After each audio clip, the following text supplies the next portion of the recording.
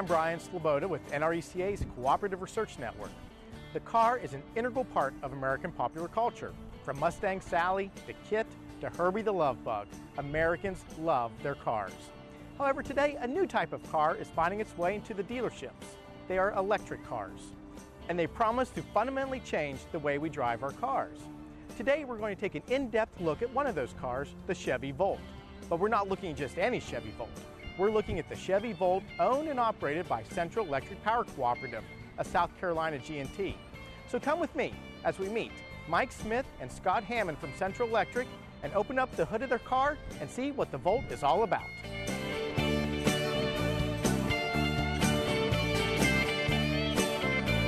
The nice thing about the design of the Chevy Volt is it allows us to experience the electric car, the quietness, take advantage of charging, paying a lot less for the fuel that gets us where we want to go, but not leave us stranded.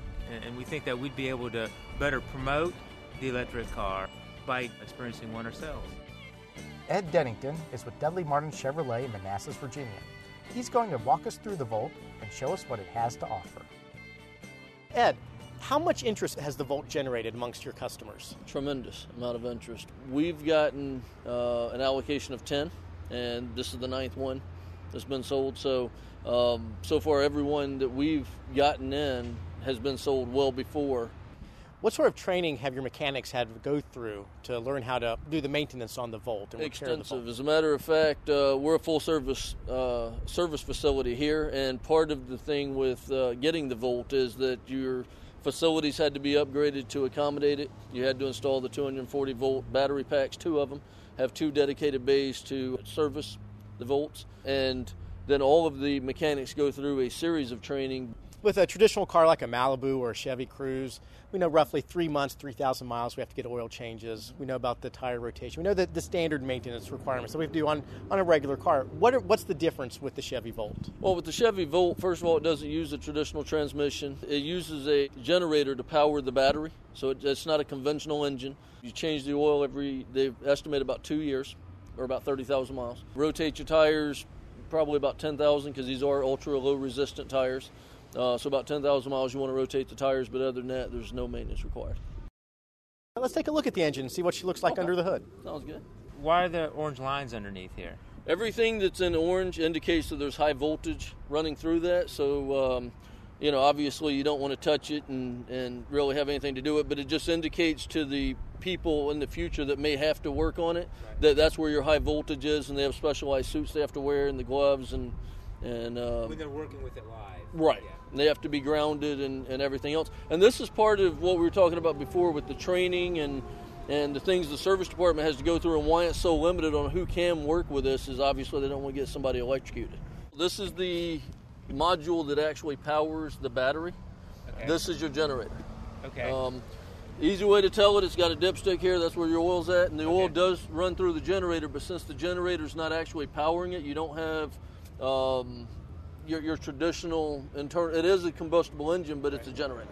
So you don't have all the traditional things that you would have, like the starter's different, the alternator's different, those type of things, because it is running off of all battery all the time. How long is the battery expected to last in the car before it needs to be replaced? That's the part we don't know yet, just because this is the first time that it's been out, but General Motors gives everything related to the Voltec system an 8-year 100,000-mile warranty. So that's in addition to the 5-year 100,000 you have on the regular powertrain, which is your internal combustion engine, and you have 336 on everything else. Your battery actually starts by your console there, and it runs the spine of the vehicle, and it ends up back here, and that's why you lose the middle seat there, because the battery's going to take up that room, and all your high voltage is up in the front there, and this is where you'd actually get your power. Pretty much with this car, there's nothing the shade tree at-home mechanic can do? No, absolutely not. Absolutely, you bring it back to the dealership, and you have people that have been trained to work with it, because, like I said, you are dealing with high voltage electricity, and you don't want to. You just don't want to take those chances. I'm here with Andrew Cotter, a program manager with the Cooperative Research Network. Andrew is also one of NRECA's top electric vehicle experts, as he's been managing CRN's electric vehicle demonstration program for the last couple of years.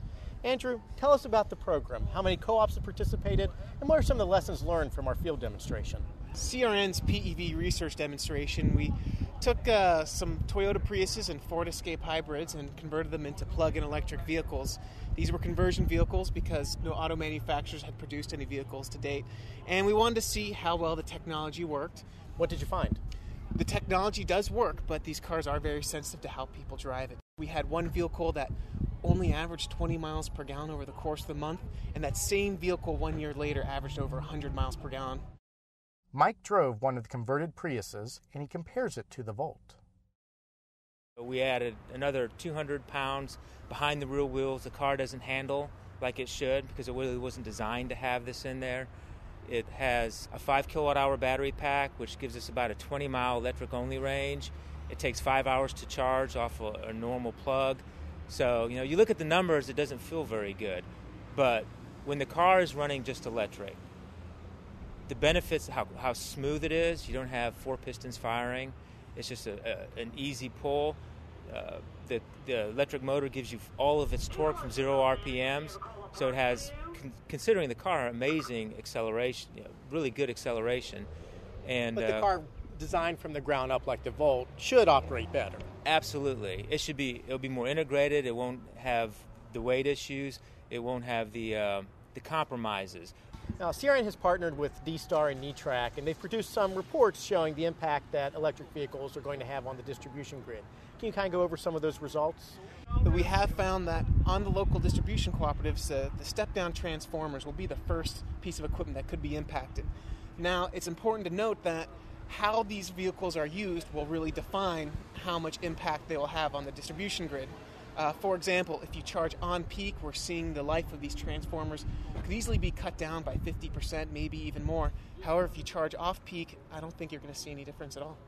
How has CRN been working with the auto manufacturers to educate them on what the utilities need from these vehicles? We've been working closely with the automotive manufacturer, the Ford, GM, Nissan, and a lot of meetings to help describe what the co-ops are seeing, especially with the results of our plug-in vehicle demonstration, and their concerns and how the auto manufacturers are planning to deal with that. A lot of it comes down to communication protocols, but also concerns such as permitting and electricity draw and trying to get a better gauge as to what they're trying to accomplish and how the utilities can work with them. To really find out what the Volt can do, Scott and I hop in and take it for a drive. That is surprisingly responsive. I would not have expected that from an electric vehicle. Too. Yeah, it is very smooth. You don't have the gear changes that you would have with a traditional car. It handles surprisingly well. I mean, it's a solid car. You definitely don't have any feeling that it is cheap by any means. Feels like a good, solid car. Very similar to I think a high-end German car, or maybe even a high-end American car. And just the response time from hitting the accelerator to the car going is amazingly fast. And without the gears, you have a very smooth ride. Obviously, there's still a lot of things that the car companies need to figure out.